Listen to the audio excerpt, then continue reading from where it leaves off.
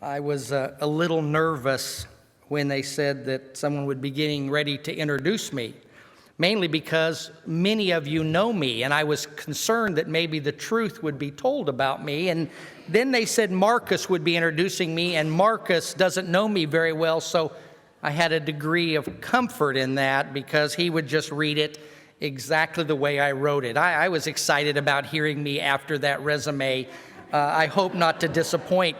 I will say I was a little discouraged because I had Kevin Langford contacted me and said, would you be part of our summer series? And he did that shortly after the beginning of the year. I said, I'd glad to. And then I found out that he's not here tonight. And then Jeff Jenkins said, I'm so excited you're going to be part of our summer series. And then I found out that he's not here tonight. I'm starting to take it personal, but I walked in and I was so encouraged tonight that you have left all these front pews open for the responses at the invitation. I'm hopeful that we have that kind of a result as well. Let me just say on the onset, it is good to be with you. I so appreciate the work here.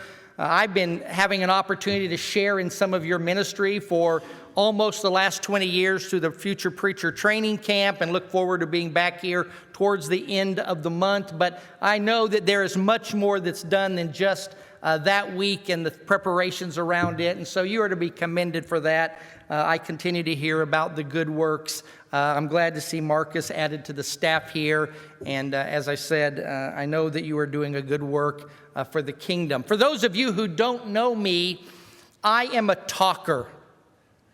It is really hard to get me to hush up. My mother said that I was 18 months old before I cut my first tooth, but that I spoke in the delivery room, she thinks. My father was always quick to add, and I don't think that you have hushed since. I don't know what it is. It's part of my personality, and maybe I tried to make up for being kind of short in stature growing up, but I always have something to say, not always something to contribute. I mean, if I have something good to say, you can bet I'm going to say it. If I don't have anything whatsoever to say, you can bet I'm going to say it, because that's just who I am. Sometimes my wife says that I talk over her, and that sometimes I interrupt, and sometimes I cut people off.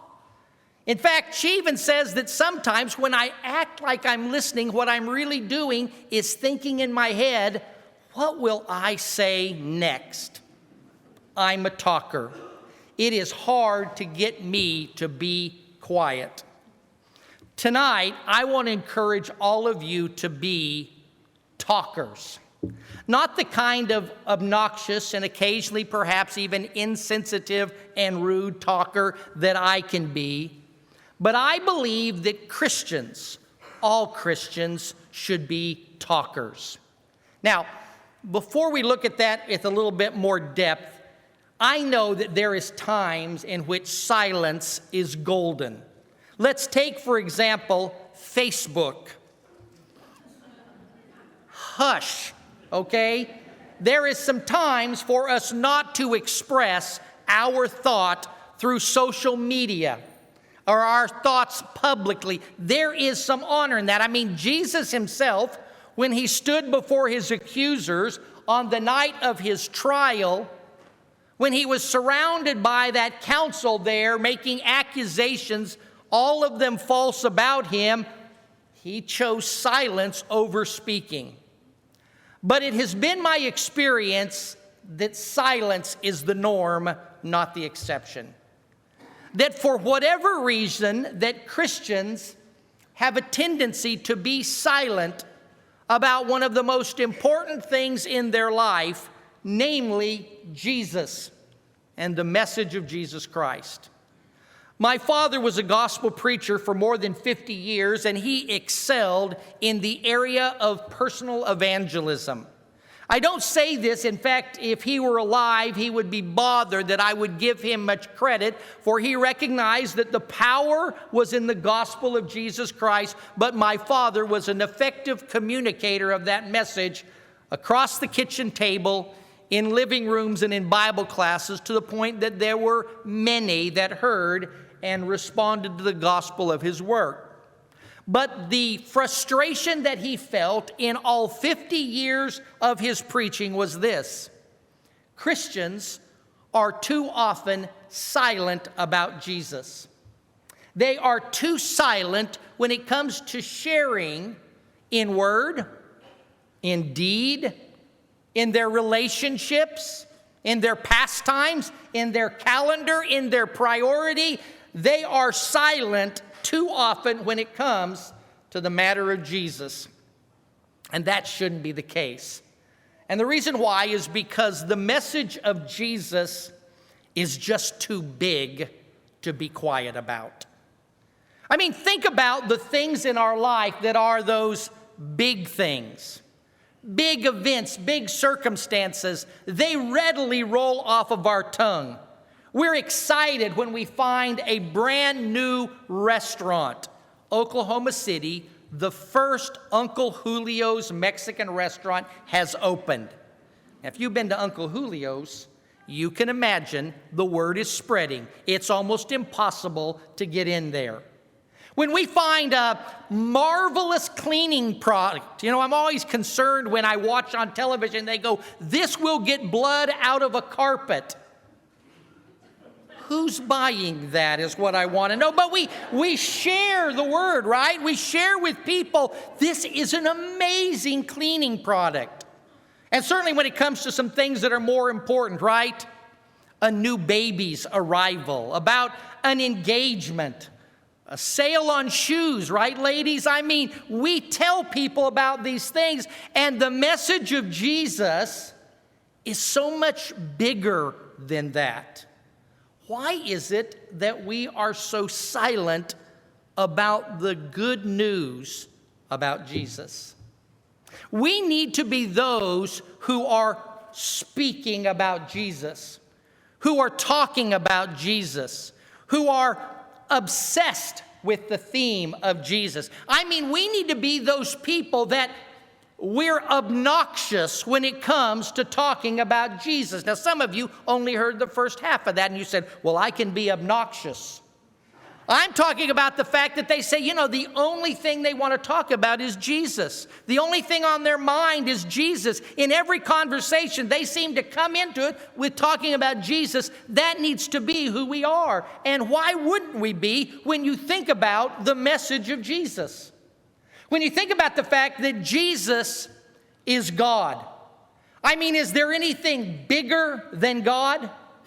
When we begin to conceive or to understand the fact that the creation is the conception of Jesus, that everything was created by him and through him and for him, that he is the only God. That Jesus Christ, the one that sometimes gets boiled down to a few pages in encyclopedia, is the everything. Would we not be more than merely marveled, but constantly talking about it? But as if one could say there was something more than being God, we have a God that came in the flesh. I mean, we think about the life of Jesus when he took on the very appearance as a man, the very nature of man, and walked amongst us. It is the most incredible story. To those of the day in which Jesus arrived, their minds were blown by the concept not of a Messiah, but a Messiah that was God himself in the flesh. And that he came in the flesh with the very nature of man, challenged and tested with the same temptations as man. And yet he didn't sin. And yet he didn't revile. He didn't lash out in unwarranted anger. He lived a perfect, sinless life. No other individual in human history can put that record before us. And then, not only from his life, but from his mouth came the words of life, the very words of God. In fact, the Apostle John, describing Jesus, he talks about him being the Word made flesh. It is the idea that he was the very essence of the divine made flesh, and that he made his residence with us. This is an incredible story, far better than any laundry detergent story you can imagine. But of course, the culmination of that fleshly life is that event that occurred on the cross, where we see his service and his sacrifice to mankind by not offering an animal, in fact, doing what no other blood could do, and that is to remit or forgive our sins. That he was willing, by his choice, that he was willing to sacrifice himself for our well-being. That he was showing the love, the grace, the mercy of God towards a people that had done absolutely nothing to deserve it, but he did. I mean, can you think of any gift that you have been given greater than that? Any prize that you could be awarded? Any anticipation of something that you might achieve or receive that is greater than the sacrifice of Jesus Christ? And certainly we would want to tell about what even followed that. I mean, how do you trump one offering his life from the sins of all mankind in the past and the sins of all mankind in the future, but then to resurrect from the tomb with a promised return back to earth one day? I mean, the anticipation of those who saw him die on the cross, perhaps attended to his body as it was laid in that tomb, who waited for those 3 days for the promise to be fulfilled. They sat there with anticipation. It pales in comparison to the anticipation of those who said, forget about the fact that he just walked from the tomb. He's coming back, and he's going to reclaim everyone that belongs to him. I don't know if you've ever thought about it this way, that there have been some who have claimed divinity, and perhaps even to their followers have made some demonstration, though certainly not sufficient, but made a demonstration that in somehow they were God or they came from God. Still others gave great teachings. They lived wonderful lives, though not sinless, that they lived in a way that we would say was exemplary amongst mankind. And there have been many, for their cause, for their beliefs, have offered them their life, even sacrificially, for those who were their followers. But here is where those two avenues depart.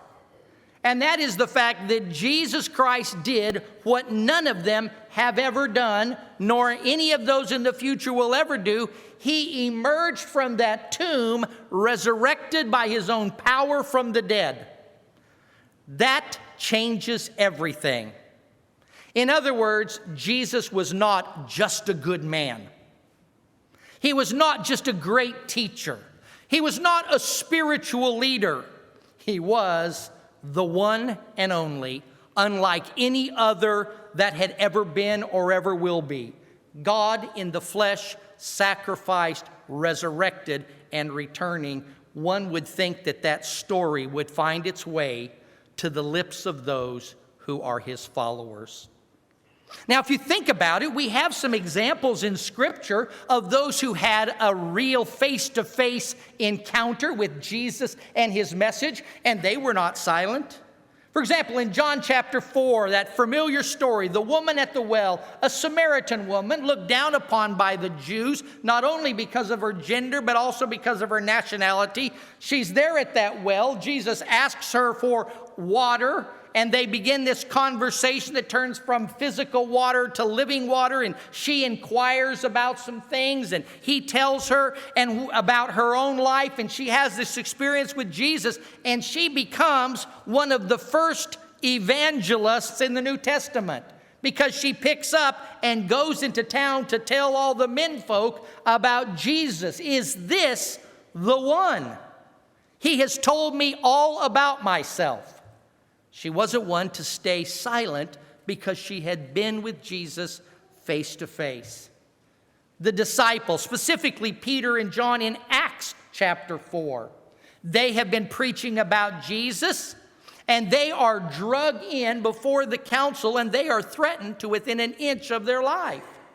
And on that occasion, they state what each of the disciples later would state not only in word, but with their very own life. We cannot help but tell about the things that we have seen and we have heard. Had Peter and John not seen the things that Jesus did, the miracles that were performed?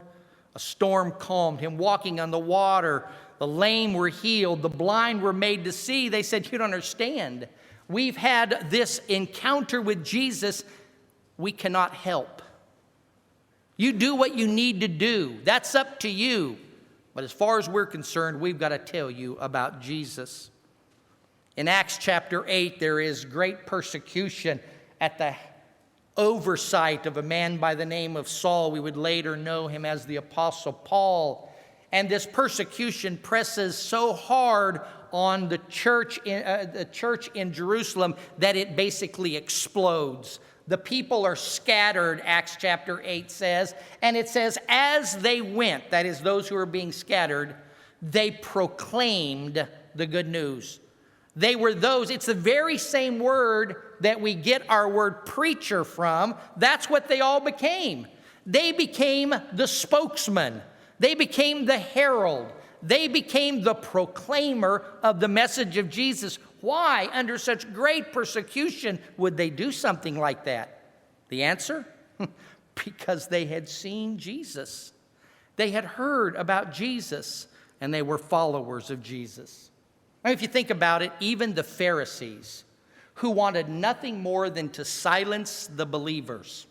They wanted nothing more than to silence Jesus. They wanted nothing more than for the conversation about Jesus to stop. We're always talking about Jesus. What are we going to do about him? If this keeps on, the entire world will follow him. They were as obsessed with Jesus, and they didn't even believe in Jesus. Why? Because it is impossible to have a real encounter with Jesus and to stay silent about it.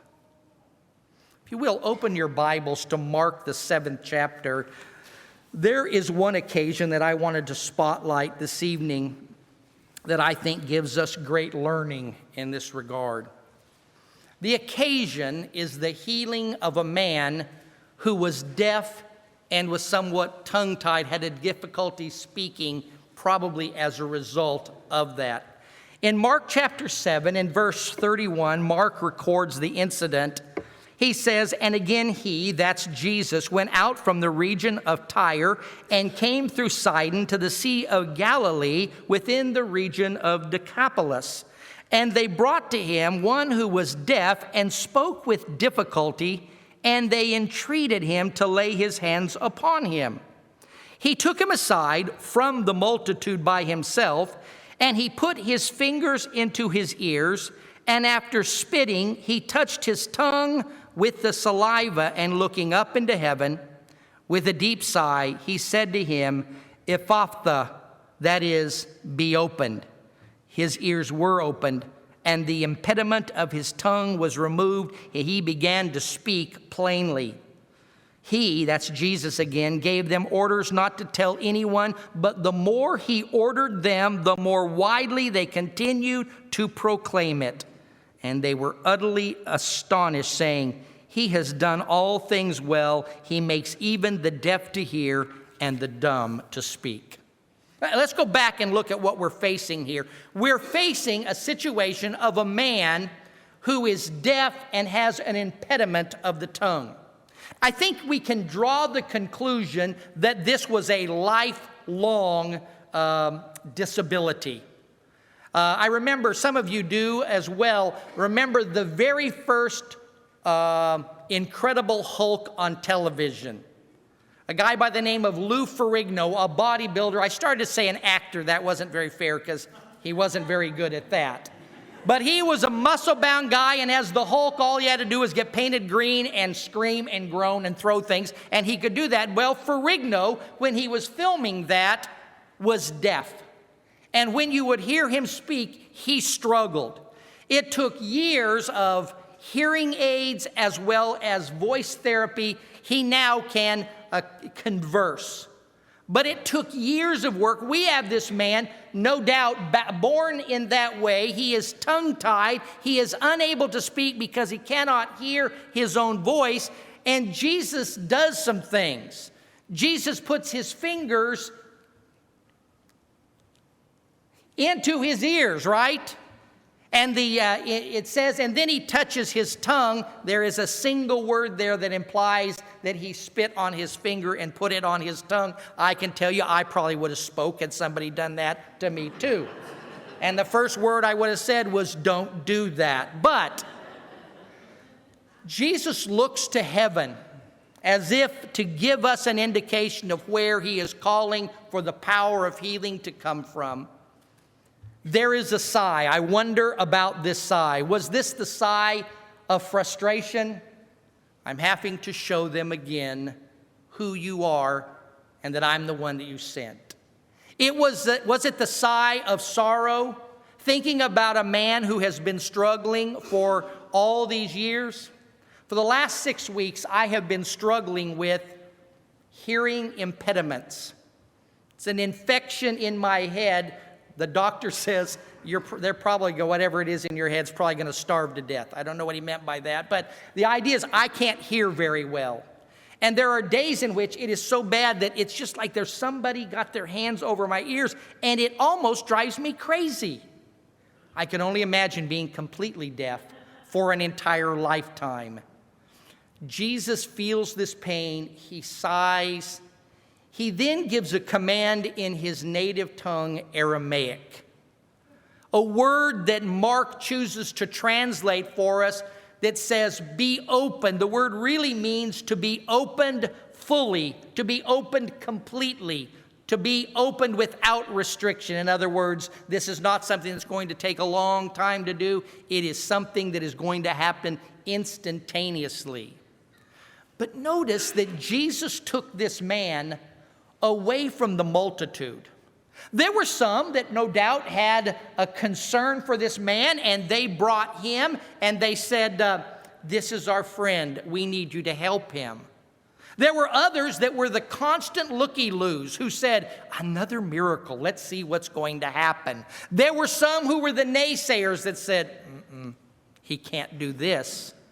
But Jesus takes this man privately away, and he heals him of his impediment. He now is able to hear. The text in the original language says he unchained his tongue. He loosened that which held it, and now he was able to speak. It didn't just mean that he was able to make a sound, that he was able to utter something. He was able to speak completely and clearly. In the next verse, it says, Jesus told them. The them is the multitude, not to tell what had happened. None of them saw what had happened. Right? I mean, if I told you, don't tell anybody what happened to an event that you didn't see, you'd go, that should be easy to do. I wasn't there. Why do you think that the people knew that the miracle had been performed? Because the man whose ears were open, his mouth is open, and you know what's the first thing he's going to tell him? He says, Jesus healed me. And so miraculous was this, that Jesus looks to the people. There are a number of perspectives on why. I think Jesus is telling them, the more you tell people, the more trouble you're going to be into as followers of mine. But it may be that he didn't want the timeline to accelerate in a way that wasn't according to God's plan. I don't know. But the more he tells them to be quiet, the more they talk. Now, do any of you have children that are between 2 and 4? You understand the frustration when you tell them, everyone be quiet. You might as well hang a big sign that says, everybody scream. I have 5 children. At one point in time, we lived in a brick home that was 700 square feet with 1 bathroom. It was a trying time. There was always a noise in our house. There was the noise of the refrigerator, the noise of the TV, the noise of a radio, the noise of people playing, the noise of the door going open and closed and open and closed and open and closed and open. I mean, it was, well, one night I'm standing in the living room and the kids are kind of all off in their room, and there was not even the hum of a light bulb. It was deathly quiet. I told all the kids, I said, everybody come in here, quick, quick, quick. I called Tammy from the other room. I said, listen. And my youngest son, Daniel, went, I can't take it anymore. I mean, it was never quiet. And that seems to be what Jesus is saying here. He says, let's not let things get out of control. I don't want you to feel the persecution that's come. I'm just saying be quiet, and if you will, they respond by their actions. We cannot help but tell about what we have now seen and heard. Because on that occasion, Jesus not only opened the ears of a deaf man, he not only loosened his tongue, but he opened the eyes of the people to see him, that is Jesus, for who he really was, God in the flesh. He opened their hearts to an understanding that he was more than just a good teacher. He was more than just merely a magician. This was more than just some kind of public performance. This was an act of God performed through him. And because he opened their eyes, and because he opened their hearts, by extension, he opened their mouths. For whatever reason, they too had had their tongues chained about Jesus. Their tongue may have been chained by ignorance. In other words, well, I didn't tell anything about Jesus because I don't know who Jesus is. He unchained that. Maybe it was that they had been watching Jesus from afar, but only now came to that understanding of who he was. He unchained that. Maybe it was some that were even afraid that maybe they would fall in with him and that there would be problems for them. It seems as if that he even released them from that chains. He not only opened the ears of that man, but it opened the mouths of those who were around. Come back to, it is impossible to have a real encounter with Jesus and to remain silent. I think of the words of Jesus recorded by Dr. Luke in Luke chapter 19. The people are praising Jesus, and the leaders tell Jesus, you tell your followers to pipe down. You know, get quiet.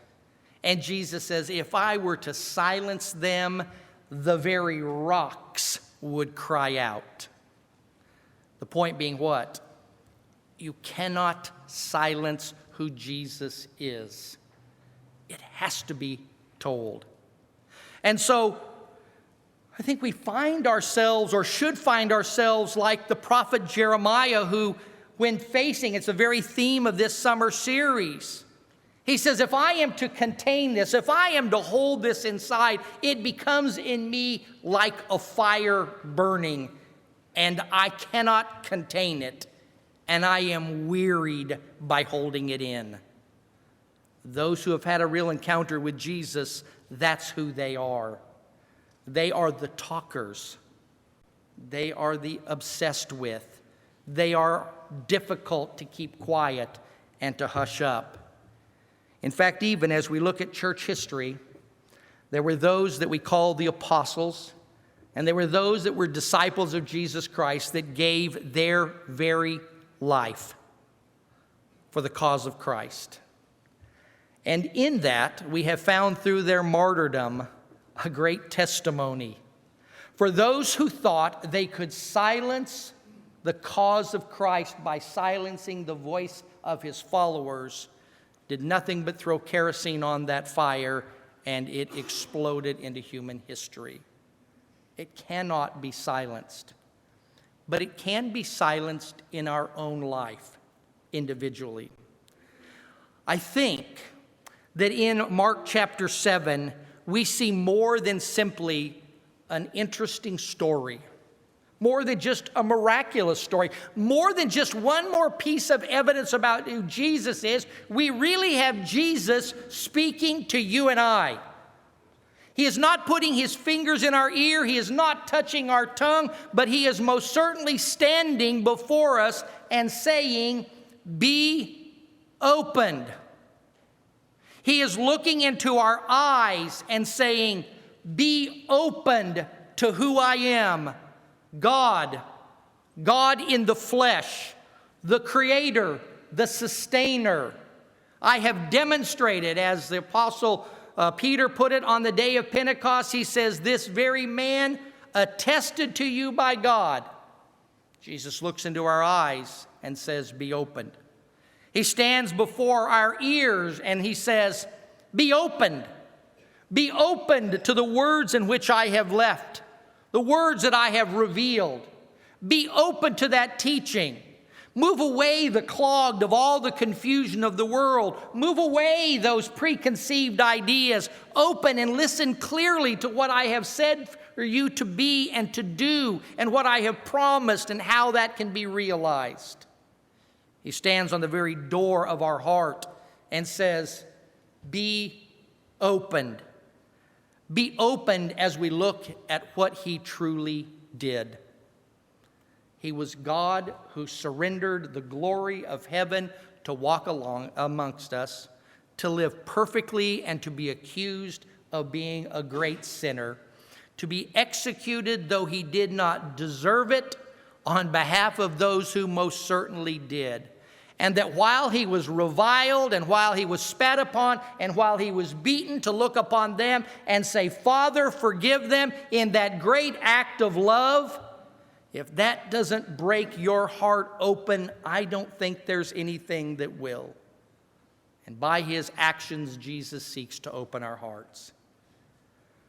But by extension, he stands before us, at times our lips sealed. It is maybe that we are unwilling to speak about Jesus because of the fear of some persecution. Maybe it is that we have what we believe to be an ignorance. In other words, we don't know enough about Jesus to speak. Maybe it is that we don't speak with our mouth, but we don't speak with our life either.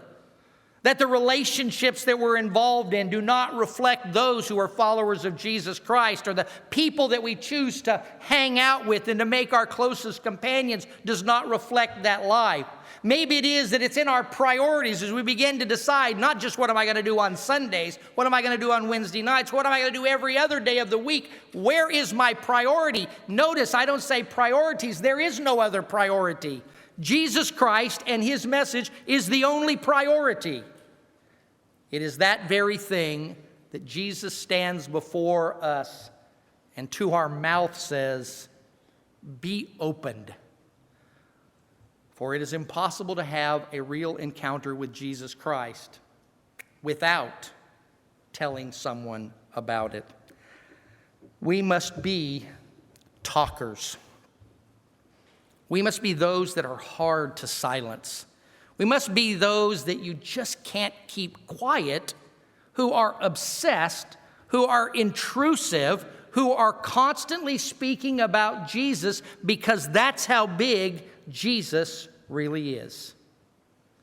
I believe that the prayer on our lips should be the prayer that was on the Apostle Paul's lips as he asked the church in Ephesus in Ephesians chapter 6, verses 19 and 20, that they might pray on his behalf as well.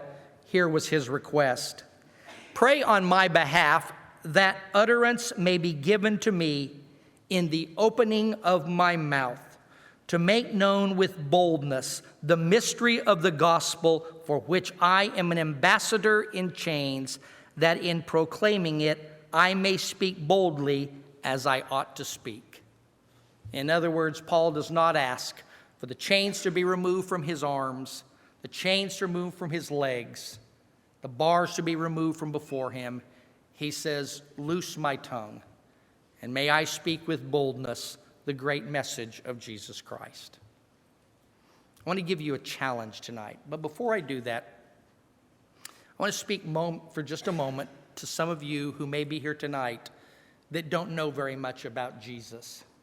Maybe you've come tonight out of a curiosity. You've seen some kind of promotion, or maybe this is your neighborhood around here and you just saw people coming in and thought, I'm just going to check that place out. I don't know much about them, and I don't know much about this Jesus. We'd like an opportunity to tell you what we know about Jesus and to show you what Jesus says about himself. Tonight, don't leave here being one of those who doesn't know more about Jesus, because there are dozens of people in this room right now. Imperfect, certainly not those who are experts in speaking, but are willing to tell you what they know about Jesus.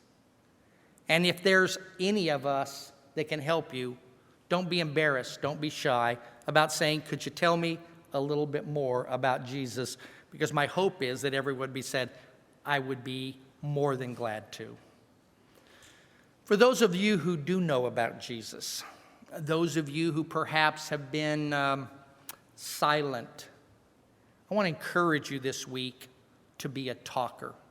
Don't think in terms of all the world and reaching all creation and knowing everything about everything that there is, but can you tell anyone about Jesus? Do you have a neighbor?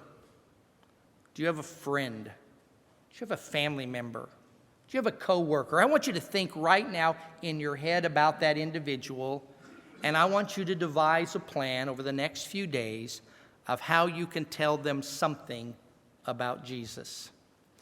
And if you're still apprehensive about doing that, find a way that you can get them to somebody who will tell them about Jesus. Tonight, by more than custom, but as an appropriate opportunity as we've considered these things, we offer this invitation. If you'd like to know more about Jesus, if you already know about Jesus but have yet to submit yourself to him in full obedience to the gospel, being buried in water of baptism for the remission of your sins, if perhaps you have made that step but somewhere along the way you have strayed and you need to repent. Maybe it is that you simply need the prayers and encouragement of this congregation. If there's a way tonight that we can help you in regards to this or anything else, would you please let us know by coming forward as we stand together and sing.